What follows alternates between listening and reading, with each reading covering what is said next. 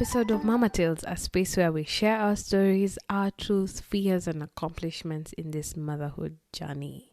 If this is your first time listening, welcome. There are loads of episodes to binge on, so feel free to do so. One of the things I want to try next week is to be a little bit better on this pod's Insta page.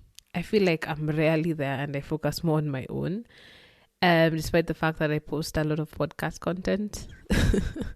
All this to say that please follow and engage with the podcast on Insta at the handle at Mama Tales Podcast to give me, that motivation, that little push.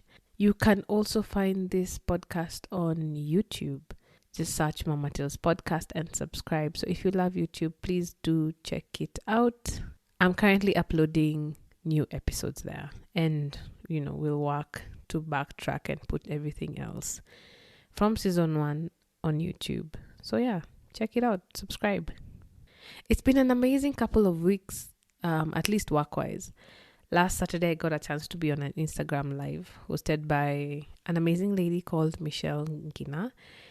She runs an Insta page called Mr. Sweetface that documents a lot of her life and the kind of activities that she creates for her little boy. So it's been really great to at least connect with her in that space. And during the live, we were having a discussion on career changes and motherhood as part of a campaign she's running for International Women's Day. So we basically took a look back at my career and how motherhood has played a part in it. It was really fun going down memory lane, and I think it's a really great conversation for you to watch, listen to. So if you didn't catch it, I'll find a way to add it on my feed so that you can check it out. The other amazing thing that just happened, literally a few minutes ago, is that I got off a call with another amazing lady called Jenny Best. She is the founder of Solid Starts, a food revolution that champions baby-led winning. If you're in the baby-led winning space, I'm pretty sure you've interacted with Solid Starts at some level. I couldn't believe it when she agreed to come on the podcast. Even after it's happened, I still can't. I remember sending out this email with my idea of what that episode would be and not really expecting anything back. I mean, I tried this severally with a lot of people closer to home and, it's just been silent. So having the chance to sit down with her and have such a warm and enlightening conversation was just amazing and eye-opening, and it really reaffirmed my belief in BLW. So I can't wait to share it on here. It will be coming up in one of those specials later on in the season. On the flip side, however, we've been fighting a flu in this house for what feels like an eternity. I still have it. I don't know if you can hear it with my nasally voice, but it's definitely a lot better than it was last week. It started with my daughter, and then it came to me because, low immunity here with pregnancy and all. And we're just only now getting out of it. There's a lot less handkerchiefs and all that. And then, the thought of the amount of mucus I've had to pull out of her nose is just insane. But I'm thankful for saline drops and the almighty nose feeder that just made it a little bit more bearable. But we are all but ready to just get over and done with. I don't understand how kids that, parents with kids that go to school say that this is just a regular thing. Oh, gosh. I don't even know where she got it from. And I don't want this stress, to be honest. Can we just wrap them in a bubble? I don't know. Anyways, we're on the mend, and it better stay that way because I am over it. I don't want to see it. I don't want to see another handkerchief. I don't want to have blocked noses. I don't want. I'm done. I'm done. More than 10 days of it is just enough. I thought this would be a 3-day thing. No. It's been a bit too long.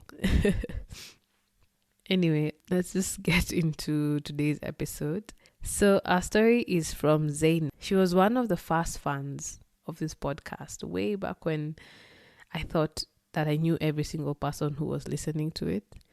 So it was such an honor receiving support from her, completely out of the blue. And when I first met her at her meet and greet in Target Center, we made this decision of It would be really great to have her on the podcast telling her story. Why did she have a meet and greet, you may ask? Well, Zain is a champion for kids literacy and learning through play. Through her Instagram page at Playroom KE, she has invited us to a world of childhood wonder, as we follow the activities and play and books that she explores with her two kids.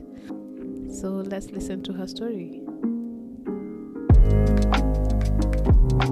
Well, I'm Zain. Among many other things, I am a mom of two kids, Adam, who is 4, and Nuri, who is 1. I share a lot of play ideas and book reviews and stuff like that on my page, Playroom KE, and I think that's where we connected. And for my day job, I have been in marketing for about 12 years and have recently made the shift completely from like the corporate stuff to doing like kids content, creation of kids content, supporting creators who are trying to push out content like books, films and stuff that show kids in Africa in a positive light. So something that they can see themselves in, a lot of educational content. So that's kind of the new phase of my life. And it was all triggered by me having kids, despite never wanting kids my entire life until fairly recently. So yeah, that's me in a nutshell. Let's just talk about that. You said that you didn't want to have kids until fairly recently. What changed your mind? Well, now that I look back on it, I was just pretty terrified at the immense responsibility that comes with being the guide for little humans, other than just keeping them alive and making sure you can provide for them, making sure they're eating, they have a home, that they're comfortable and safe.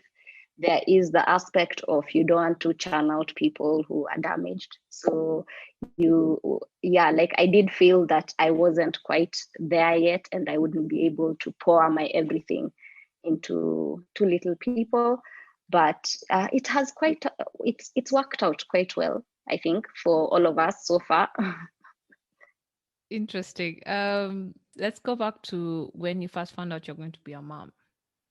How did you kind of like take that news in? I was in proper shock. You know, what happened was I'd been having this pain in my wrist on and off. Like it was really bugging me. And it has been coming on and off for the last few years, but this time it was really intense. I decided, let me just go have it checked out. I went to the doctors. They did a few tests first, asked me some questions, did like blood tests and stuff like that. And then gave me a note to say that I needed to do an x-ray.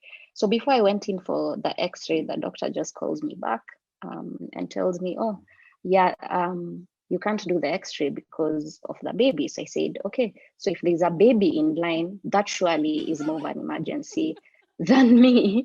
So absolutely, I will wait. Once you're done with the baby's x-ray, I can be next. And the dude was like, no, I am talking about the baby in you. I said, what? Yeah, so I just sat there like, you mean I have, and with my first there was like zero symptoms. I have to say there was nothing to indicate that I was pregnant. I'm even wondering what took me to the hospital that day, because I'd had this pain on and off for a few years. So I don't know, maybe subconsciously I knew. But yes, so I found out. I was in complete shock. They already gave me the blood test results. I still went to the chemist and got another test just to confirm again. And by the time I came home, we had fundis working on stuff around the house. So there were people, but I couldn't, it wasn't information like I could hold. So I just kind of pulled my husband aside, and I was like, yeah, here, you can read this. He was also in complete utter shock. Imagine we just sat there in silence. No one was saying anything. We were just like, this is happening. And then now later we had a chat about it and we're like, okay, fine. This is going to happen. We are going to do our very best. We are going to be the best parents we can possibly be. And from that, it just grew. As the baby grows, there's that connection and excitement. And yeah, so that's kind of how it was. But the initial reaction was just shock and borderline, fear. Yeah, I can imagine. I would be pretty traumatized if that's how I knew. That's one of the most hilarious things I've had this week. How did you like you said that you kind of grew into it as the baby grew in you. So did you know exactly what kind of parent you're going to be? Well, I had no, I wouldn't say I knew. It's just one of those things that I found in my experience. I grew into because as the baby was growing, I was also growing. I knew I had to, if there were any things I need to work through, that was the time to do it. Obviously, I was Googling furiously to determine how to be a good parent and, the things, the trends now. I mean, what stuff to buy. It was just guided by how much I felt for this baby. And it was quite shocking for me to realize that you can connect so much with this being that you have never met, that is so tiny. I mean, if in life, if you met a stranger and knew them for like 3 4 months, that is a complete stranger. But in this instance, it just felt like so much of a part of me. So yeah, I would say I didn't know exactly what type of parent I would end up being, but I knew I would love them fiercely and then go from there. What's the most insane thing that happened to you when you were pregnant, if you can remember the first time round? Oh, so many things. Like, okay, so I had no symptoms with Adam. Yeah, I had no nausea. I was just like, until I got like super heavy with both my pregnancies. I had like a minimum of 35 kgs. So my knees, my pelvic bone, those things are suffering in the third trimester. But until then, I was very, very hungry all the time. That's the biggest thing I remember about my pregnancy with Adam. I was hungry all the time. And both times that I cried, I was crying about food. So the first time was I went to the clinic, yeah, and these guys took the whole day. I was literally there from morning until afternoon. There were no snacks. I didn't expect to be there that long. So I didn't carry anything to eat or whatnot. And with every time I was waiting, I was getting angrier and angrier. Like every minute that was passing, I was just getting furious. So in my head, I was like, the minute I see the doctor, wataniona, they'll just see, like, I will go off on them and whatnot. Eventually at like 8 p.m., I couldn't wait. I went to the head nurse or the nurse in charge of that place, barged into that office, and I was like, do you know I've been here since? And I just burst into tears, which completely negated what I wanted to communicate, which was that I was angry. And when I was looking back, I'm like, I looked properly insane because I burst into full ugly crying, sobbing, things running down my face. I was just like, and I've been here since morning and I've not eaten anything. They were just like, okay, so a snack. This is about a snack. I'm like, no, it's not. But yes, I've not eaten. Yeah, so I completely I just really cried. And then the second time was I was making breakfast, and said walked in. He had an early morning meeting, and he said, oh yeah, by the way, I passed by Java and got you a croissant. I didn't even know I wanted a croissant that bad. Like I bawled. I'm like, thank you so much.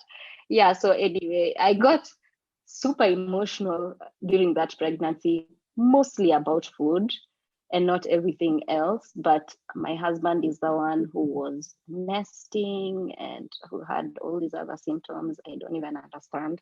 I'd wake up and find he's removed everything from the kitchen cabinets, and the dude is scrubbing like furiously at everything. So this is the nesting I read about. It never caught up with me, but he was very busy. All right. So let's just jump straight to when you meet your son for the first time. And now like the reality of motherhood is hitting you. So how was that birthing experience for you? Oh, I've been truly, truly fortunate, and I'm very grateful that all my experiences with birth have been extremely positive. I've had a very good support system. I've had people around me that supported me, that encouraged me. So for my son, I had a doula. I don't know if you know Shiro. Yeah, so I was with, we were with Shiro. We did the birthing classes with her. And on delivery day, she's the one who came to support us. And for both kids, I waited a bit long before going to the hospital. With Adam, when I got there, I was just in the waiting room. When they eventually checked me, they're like, dude, how are you still quiet? You are further along than we thought. And yeah, I was, Shiro came and I just had her, some midwives and my husband. And that was it. And for the first delivery, it was quite, everything went according to plan, really. I wanted delivery without pain medication, although I did ask for pain medication literally at the 11th hour, but they couldn't get there fast enough. So I had already delivered by the time it came. But yeah, so I guess it kind of worked according to plan. It was more, you can't really ever plan for how it goes. Yeah, so I was expecting what I saw in the movies, the water will break and then all this will happen and labor will feel like this. But yeah, it was just different. Yes, there is pain, but it was just a wonderful experience. And he was out healthy, big cry. He was put on my chest, and for us Muslims, the first thing you do when he's put on your chest, you whisper a prayer in his ears. So that moment for me was just beautiful because I wanted to be the one to do it. So I was really grateful that I was awake, that, we hadn't had to do surgery or anything. So I was, yeah, energetic enough to do that. And everyone was crying. So we were all our photos are just like red eyes. I don't know who has like a first photo that is beautiful. I really want to see it because the ones that are posted on social, me, I'm like, no, that one, it was not immediate. Because hey, me, I looked like I'd been hit by a bus. My kid has come out, he's like squishy. That time when you see them, you're like, this is the most beautiful being I have ever seen in my entire life. Fast forward 2 years, you're looking back, you're like, what? Anyway, oh gosh, it just felt so good to see this person who had been moving around inside you, who you had been imagining how they looked like, and now you can feel them, you can see them. It was just wonderful. And yeah, I'm really grateful. A lot of people say you forget, but I don't know if I can forget that moment. We'll see in a few years. I'm still fairly young in this game of motherhood, but it's still very crisp and very fresh in my mind. Yeah, I'm sure you already know how drastically life shifts. And for me, who's lived my life being a planner, I know exactly. Even now with the kids, we have a pretty serious routine. Like, yes, we'll shift and I'll adjust here and there, but you can probably know what we are doing at any given time of the day. I operate around routines. I operate around the familiar. I'm a planner. But a newborn does not care about that at all. And even these expectations we build up in our minds when we are pregnant, some from within us, some from external areas and people, is that this is how the child will be. And then at 3 months, this is how they'll be. And then they'll roll over at this time, they'll eat, they'll start sleeping here. Yeah, none of that happened with us. The first thing is, after giving birth, we go, like, I went to my mom's for a couple of weeks, and I'm supposed to stay there for 40 days, but I was there for a couple of weeks and I felt I was ready to come back home. And so the healing, thankfully, I was very well taken care of. So physically healing, that was smooth sailing. Then it came to now the real ghetto of having a baby. Okay, it came to us now being with this child at home and realizing kids are, you're doing a lot of guesswork. It doesn't matter how much research you've done. Some of this, you just have to figure them out as an individual. So my child was extremely attached to me. And I don't even understand to date how a newborn would know how someone else is carrying them, that they would have separate anxiety. I just assumed they sleep so much, or they are so in their little bubble that that wouldn't be the case. But my child, from like week 1 of life, was so attached to me. He needed to sleep on me. I needed to be carrying him all the time. And I mean, even his dad couldn't help me. Like, he couldn't hold him. He would scream his head off. Like, even for me to take a shower, I'd be taking a shower with the background of just screaming. So it was extremely difficult, and he was like that probably for the first year and a half of life. Yeah, we'd go visit people, and he would, even my parents couldn't look at us while talking to us, so they'd look the other way so that my kid doesn't start going off. That was how bad it was around other people.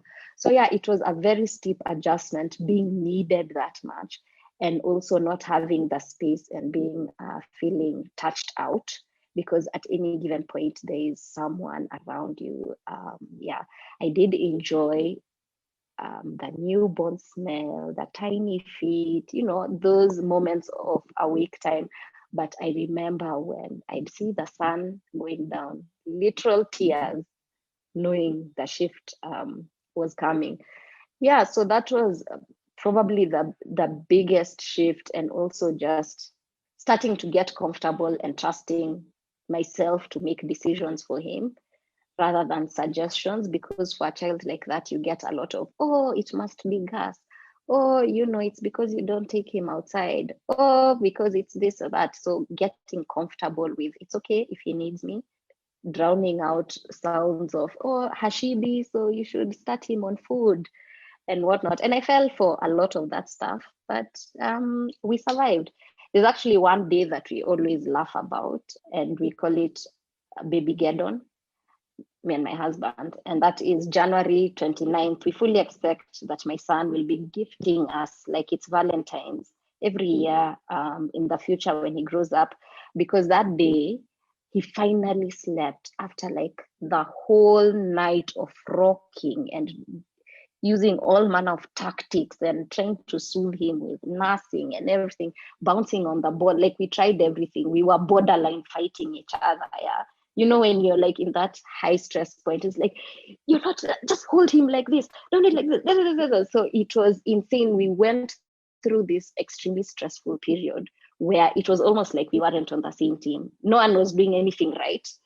We were just trying to figure it out. And then he finally fell asleep, and we put him down. We were so exhausted and so terrified of moving. Mind you, we are just next to our bed, but the thought that you might get in bed and he'd hear the sheets rustling or anything, we just sat down where we were, curled up on the floor, and decided this is where we are going to sleep. This is the sleep we are going to get.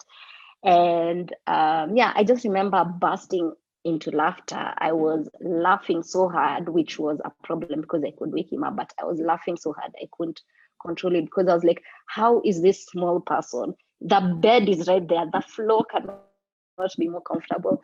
But that's how we slept that night. So our first few months were exactly that, extremely difficult periods. But then thankfully we always operated as a team. Like, if I'm up, you're up as well. We are trying to figure it out, and always it ended up in relief like that. And yeah, I know we were sleeping on the floor. I was happy for some reason. So it was quite crazy. And for someone who initially didn't imagine themselves with kids, right? You not only had one, but got another one. How was that transition from one baby to two? 0 to 1 for me was a much steeper transition. I even feel like the time this time around has flown by so fast that I was literally talking to my husband yesterday, looking at our daughter, and I'm like, I wish I could just pause time. How is she running around saying words to me? And it just and the relationship they have, beautiful to watch. I just watched it blossom, and it's double love. I was terrified actually of having a second one, is that the theme of motherhood, like anxiety about every little change. So with my second, actually with my first, I had pretty severe postpartum depression, and I think it was how difficult that year was, and it just felt very isolating, even though you are surrounded by people, for this one person to need you that much, so if you're a person who puts pressure on yourself about getting things perfect, and you are in this year where it feels like what you're doing is not at par with what you felt you should have been doing, I guess that's what might have contributed to that. Yeah, so it was pretty bad until I got some help and, was on the road to healing. And then, yeah, when I was better, one day our son comes to the room and he's crying. He's really crying. He just turned two and he was saying, I want my sister. Now we are like, how do you even know what a sister is? Where did you hear this? Is it outside? Are people talking about sisters? So like, honey, you don't have a sister. He was just really crying, I want my sister. So I'm like, you don't have a sister. And yeah, 2 weeks later, I found out I'm expecting. And I was like, if this turns out to be a girl, I'm going to freak out. It was a girl. So I'm like, my God, this kid is a soothsayer. Anyway, yeah, so the transition was easier once she was born, but the pregnancy oddly felt like it was my first, even though it was my second. It felt like what my first should have felt like, because that was a fairly easy pregnancy. With her, I had all the symptoms. I had, I had nausea. I was pretty terrified of things happening in a pandemic. So you don't know what was going to go down. I was nesting pretty seriously. And I mean, my husband came home and the bathtub had been removed. Yeah, that's the level of transformation that was happening in the house. But, and of course, I was, like, not of course, but for me, having a girl was scarier than having a boy. I think it's because I am a woman and I know that this world is set up to treat women, to treat girls a certain way. And I have lived with it, but I wasn't sure I wanted to put someone else through that.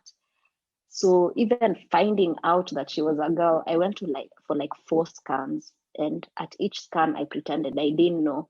I was like, yeah, I'm just here to check the gender, hoping that the first one I went to, that guy was a quack. He didn't see the balls. You check again, and each time they're like, it's a girl. I was just like, whew. It was denial, but yeah, we reached acceptance. She came out. I was also scared that I wouldn't be able to love another person. I was even telling a friend of mine, I was like, firstborns don't understand the amount of power they have over their mothers. That time when I had one kid, I was like, the way you are loved, I don't think someone else can be loved like this, because you are the one who made me a mom. Like, the transition that I went through, the person I've become, I'll always attach that to you. No one else can give me that feeling. So in my head, I just kept looking at my son and thinking, the way I have no space. It's not possible for me to match that love for anyone else. And it was a genuine fear. And imagine, it meant nothing. Sometimes I even think back at how silly it must have been, because I love my daughter just as much. They're two very different, unique individuals who've grown me in so many ways, who both taught me different things. Them together is just another layer, of love. So it's just been the transition. I cannot complain. It has been amazing. One other thing that I'd want to ask you about, like, because you mentioned earlier, was just with the idea of having kids, you felt the need to be very intentional about kind of like the parenting choices that you do make. So I just wanted to dig a little bit into that and just like see what are these choices that you are making as a parent, and were they influenced by your own experience in your childhood? Yes, absolutely. I think that's the case for all parents.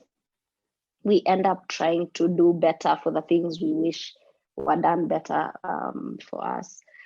But for my kids, the main thing I wanted to remind myself consciously each time is that they're not an extension of me.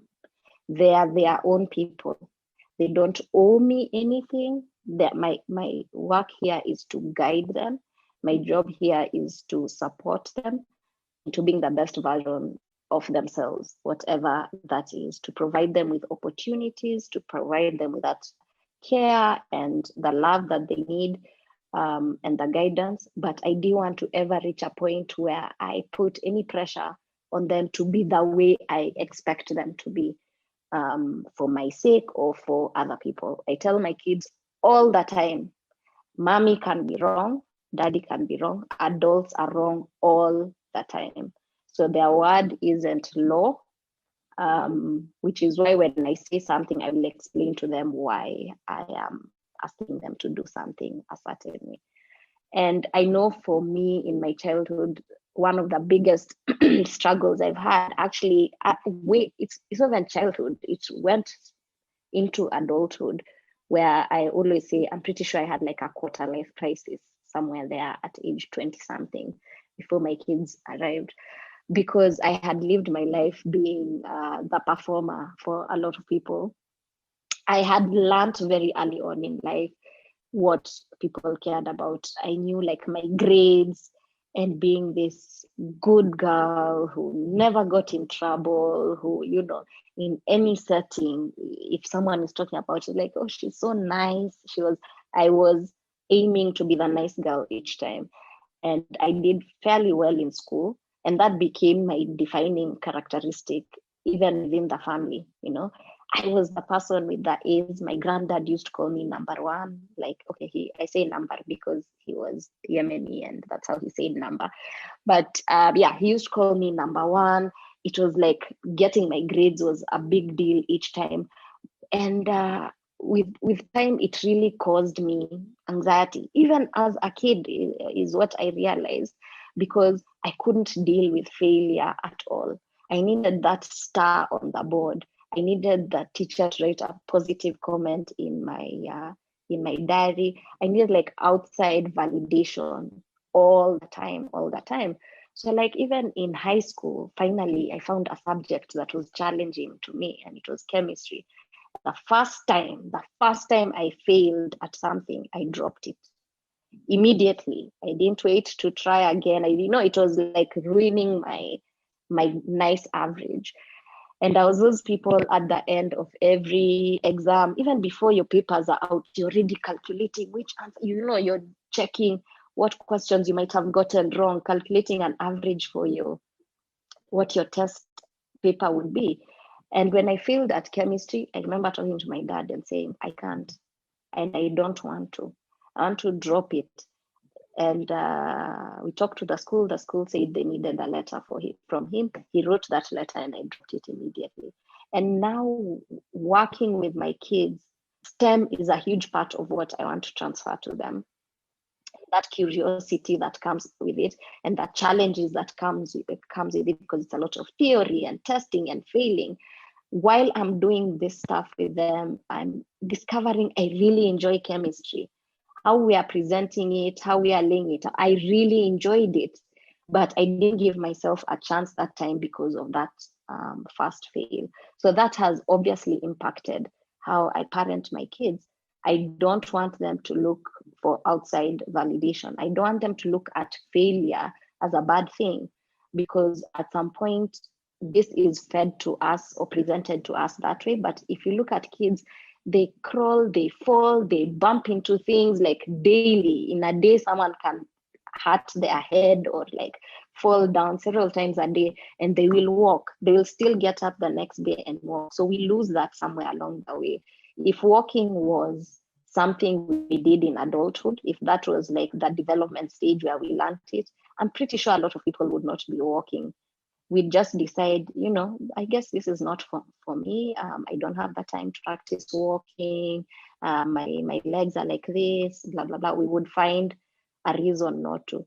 So making sure that my kids don't rely on outside validation is important to me, that they look and they are their own competition, that they set their own standards and what success means to them. Success to other people is money. What is it to you? So I make sure even in my interactions with them to avoid, saying too much, good job, good girl, putting on shoes. You don't necessarily need to say good job. The kid is looking at you like, isn't this something you do every day? I don't why what's so good about what I've just done, So I don't want to praise everything and have them rely on me for that. So that's the first thing. The second thing is in the kind of people I choose around them and the kind of schooling that I pick for them. I was very clear that I don't want a place with standardized testing, because I don't think you can grade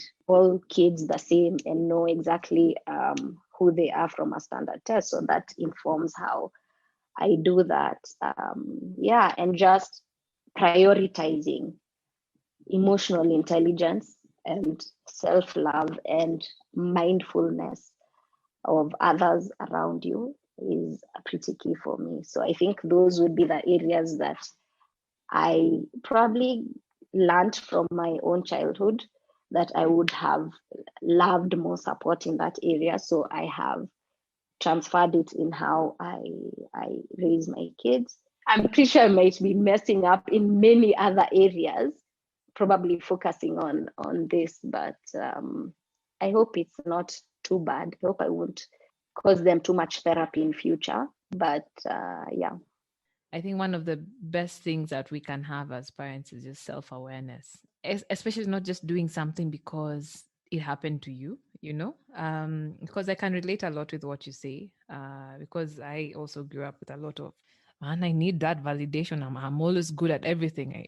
But then there's some part of my personality that just does things for my own best interest, even without me being aware. I don't know if that makes sense. Because I remember like the things that I've done, the biggest risks that I've taken have turned out to be the things that have given me most joy and most self-love. And most of them start at a point of failure, right? I remember when I quit my job, I felt like such a failure. I'm like, surely, Sally, of all the things that you could have done, this felt like it, right? But there's no way I'd be where I am right now, living the life that I'm living, doing this, right? If I hadn't made that choice, you know? So it's just one of those things of like that self awareness and understanding what you really needed to do for your kids and when you needed to do it is so valuable. And I don't think we give it enough value, and just be like, yeah, I know what I'm doing, fine. There's probably no precedent for me to follow at this exact moment, because even I'm sure, like, with the things that you do with your kids, someone just be like, I sis, you're trying too much,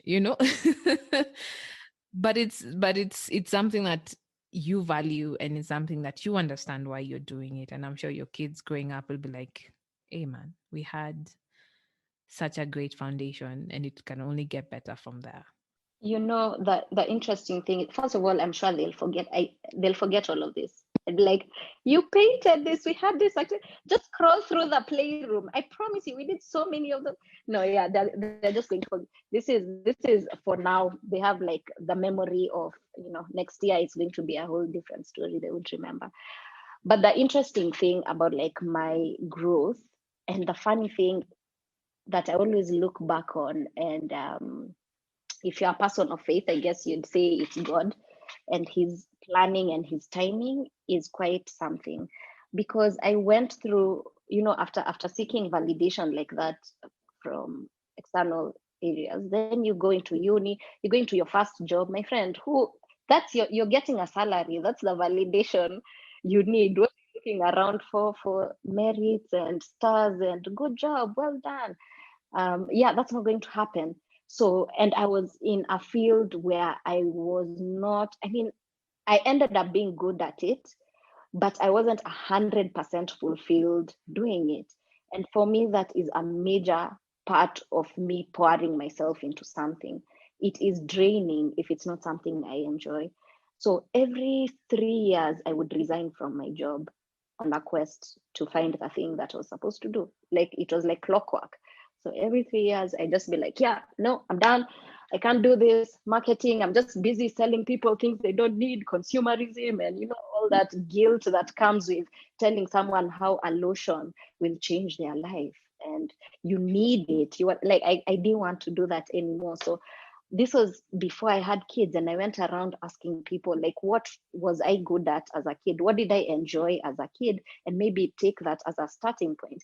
And my mom would tell me, you don't remember I used to plan, my younger brother is 11 years younger than me. So I used to plan like his birthday parties, and we'd have like activities and stuff for other kids and things like that.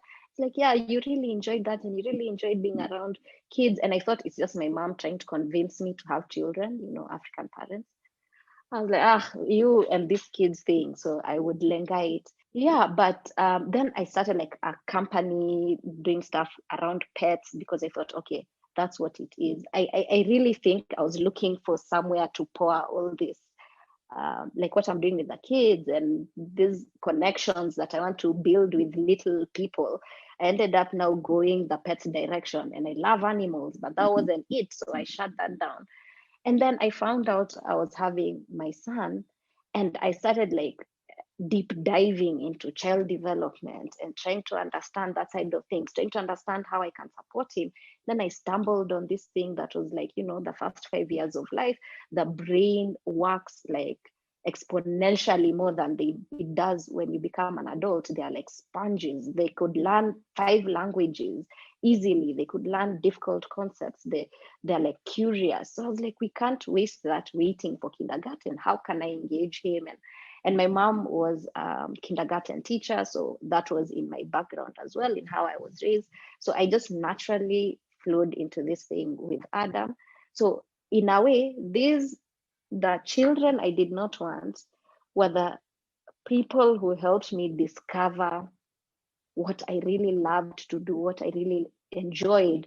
And even on the playroom, I usually tell guys, by the way, you don't have to plan any activities for your kids. You can go without doing, just supporting them and being present. That's it. That's literally all they need. I do all these things because I genuinely enjoy it. I genuinely enjoy their reactions. I love getting creative and using what we have in the house to make this stuff. And then fast forward to the pandemic, and I started sharing it on my personal page. I started sharing what I was doing with Adam on my personal page, and suddenly friends who were parents were doing the activities I was putting up, asking questions and whatnot. And I had Nuri, and mind you, like this whole time they're telling me, oh, see, just open a page, or my cousin is going to follow you because it's a private account. My cousin is going to follow you, just accept her. And they kept saying, open a page. But there was that fear of failing, and that imposter syndrome of you opening a page as who? Like who, what does it matter what you have to say? Are you a teacher? Are you a psychologist? You're a mom who is 2 years in? Others are so much further. What experience do you have to do this?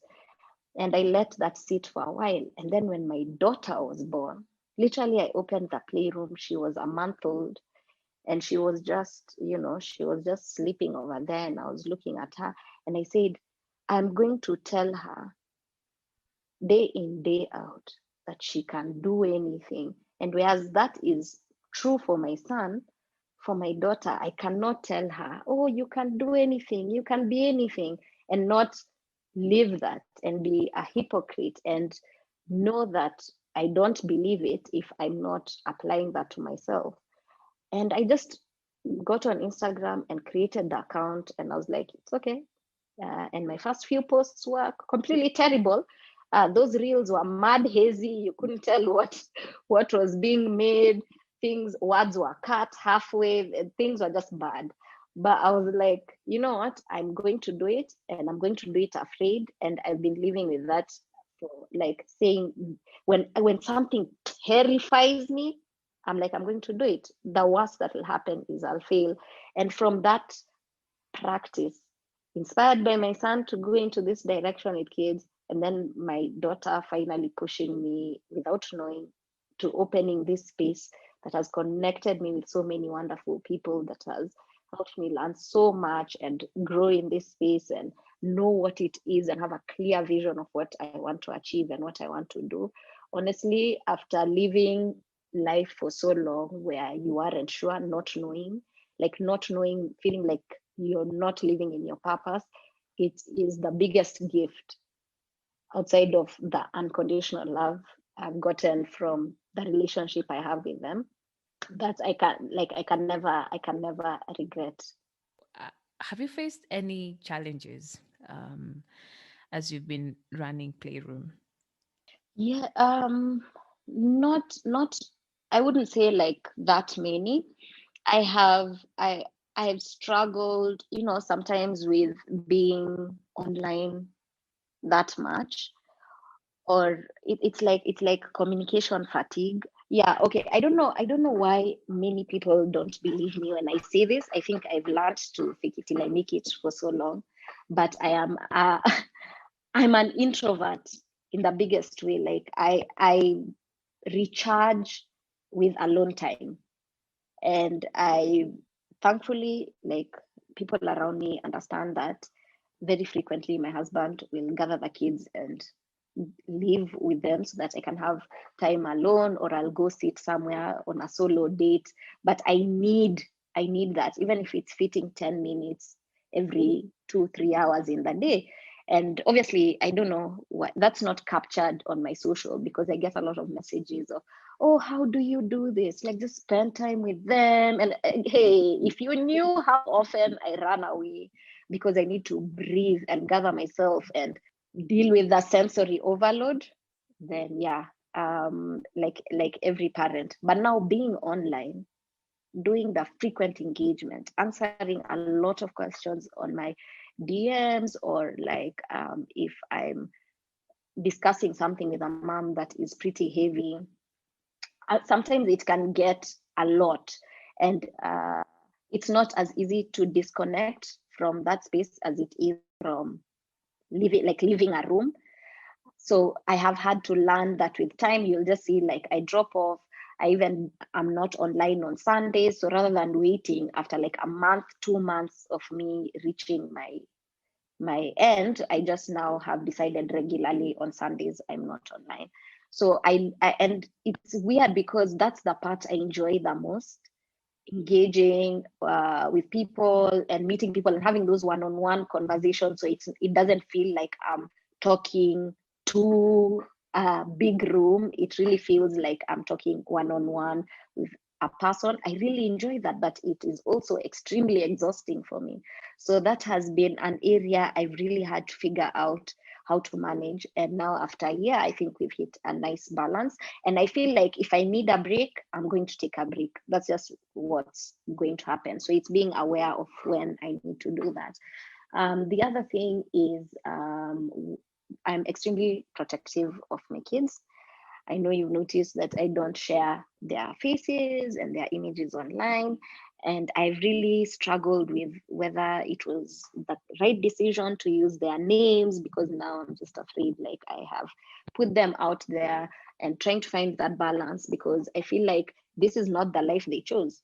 They were just born. They wanted none of this. They didn't ask to tag along on my journey of self-discovery and following my passion and whatnot. They are just being kids. They're just trying to live their life. How do I protect them from being online? And I know down the line the playroom will not involve them at all. Like for Adam, the older he gets, if he doesn't want me to shoot something he's doing, I don't, because he's able to communicate that, mommy, put your phone away. If they don't want to be filmed, I'm not going to. I will respect their privacy. But then it's putting them out there that has been, I've had to find a way of doing it where I don't show too much of their faces or whatnot. And I've had some few incidences where someone wrote to me and told me, I'm not going to mention them, but they told me, like, Nuri wasn't crawling. No, it was she was 7 months, no, 8 months, and they said she wasn't walking because she was too fat. And I was just like, how I will not hunt you down. I will just block you and move on. Yeah. So like comments like that. And I've not had too many of them. I've had overwhelmingly positive interactions, but I've had isolated ones like that. So that has been difficult doing while being on the plane. But and the last is like a personal thing, which is imposter syndrome that creeps in literally like every month or every time someone asks me to do something for them. I'm like, what? Why me? For what? Like it is so frequent that it happened also as a few days ago where there was a brand that wanted to partner, and I was just about to say yes, and I was like, these guys are taking full advantage of me because I'm in this space where I'm doubting what I could contribute to this situation. So but overall it's been amazing. It's been so many lessons packed into one for me. I think a, I'm a different person in many ways from before I started it. I am so comfortable with failure now. Like I'm okay with things not going the way I wanted. I'm okay with, as you can see, a lot of typos. I'm trying to change that, but stuff like that would bother me before, and I take everything down because it wasn't perfect, or because now I'm growing to enjoy the process. So I'm enjoying the process. The other big thing about you and what you share about is like your kids literacy, right? And just all to do with like introducing books to young ones. So maybe you can talk a little bit about that. I read to my kids pretty much from the minute they are born. I read even while they are in utero because from research, I've seen the value of reading in so many things.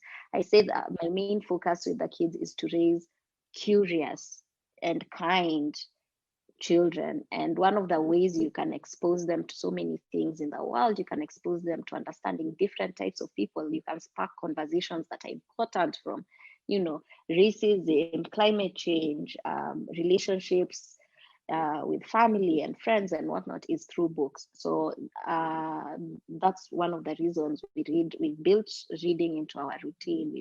We read every single day, and the kids have just, even if I don't read to them that morning because I'm busy doing something else, you'll see that they'll pull out a book and find the nearest adult.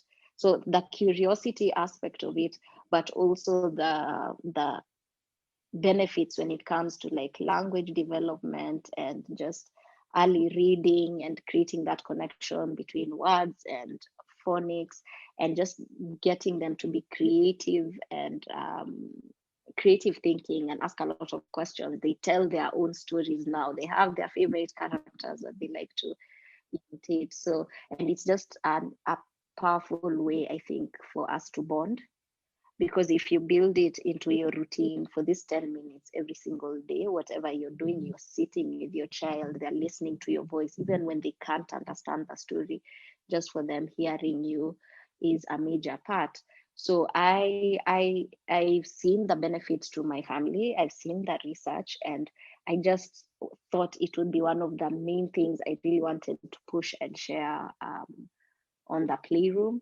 And another aspect of that is making sure that our kids, because I discovered when I was looking for books for them and content for them online, that there really wasn't a lot of stuff that was accessible of children who looked like them, stories that resembled theirs, not uh, starting with like even those flashcards or whatever when they're babies, and it says baby's first words and one of them is fox, and I'm like, where is my daughter going to come across a fox? Like I'm gonna have to google and show her what a fox is. So stuff like that just made me realize, once again, kids here are being treated like they are invisible, and they don't have the best chance reading Cinderella and Rapunzel and looking at themselves and realizing they don't have long flowing hair like that, and the standard of beauty is like this, and you have to wait for a man to rescue you, and no one is talking about how someone climbing through a window and kissing you in your sleep should not be romanticized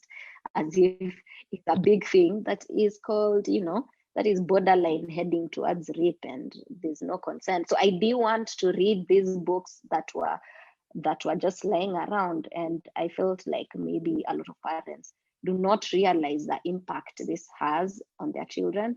So I made it a mission for my kids to look for books and content that reflected their realities, and exposed them to other people whose stories weren't out there as well. And yeah, so I share that on the playroom.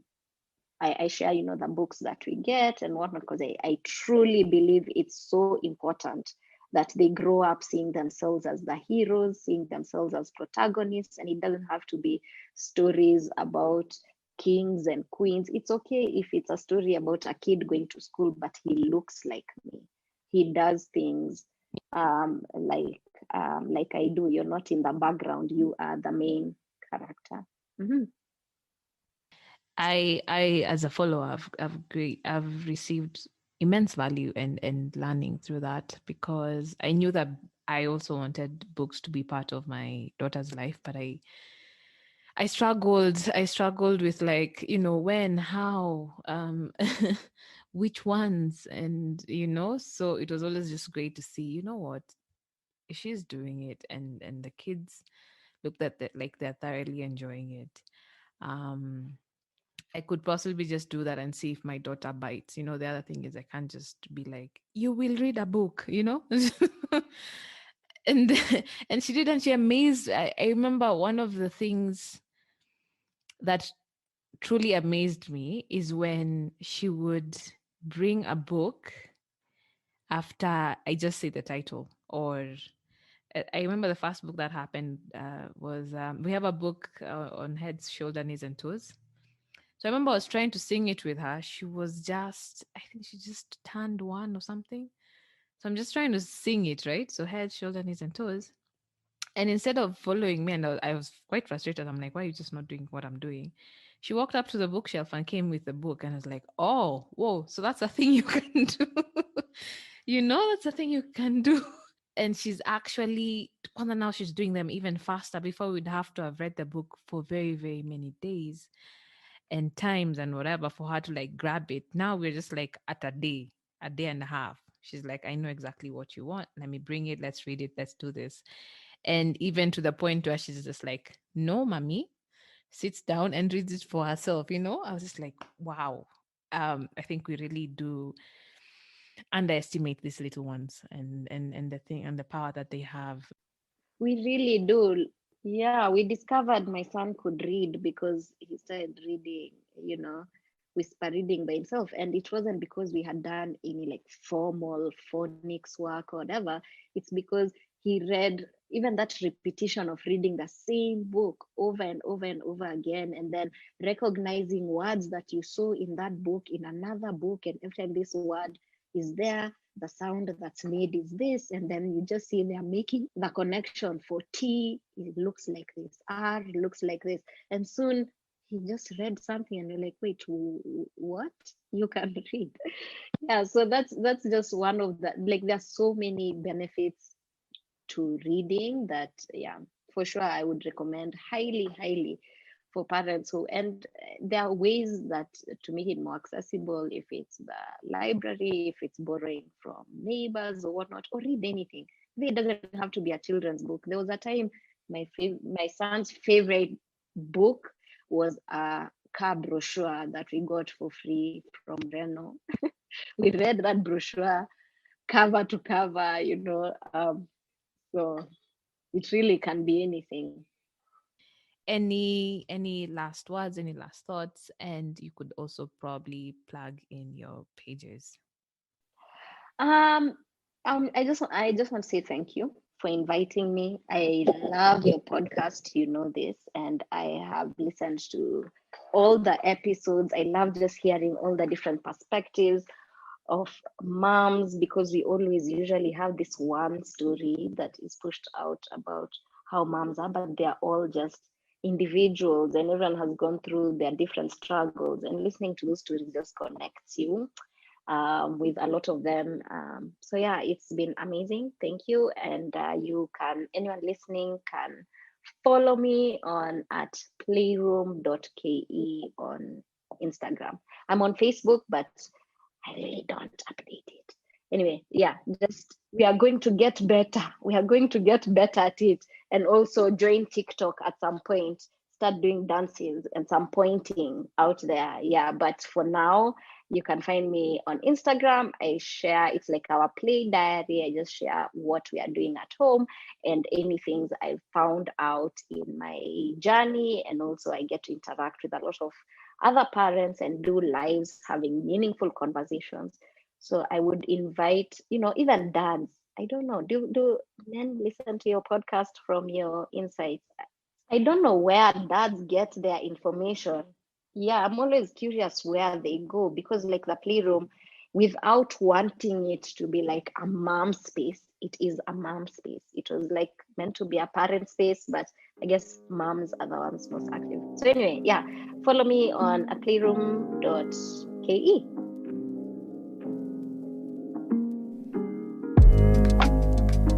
This was such a hilarious, warm, and an amazing story to record.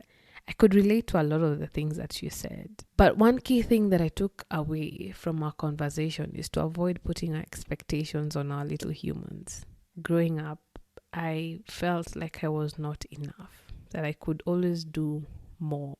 I always felt like I was chasing something.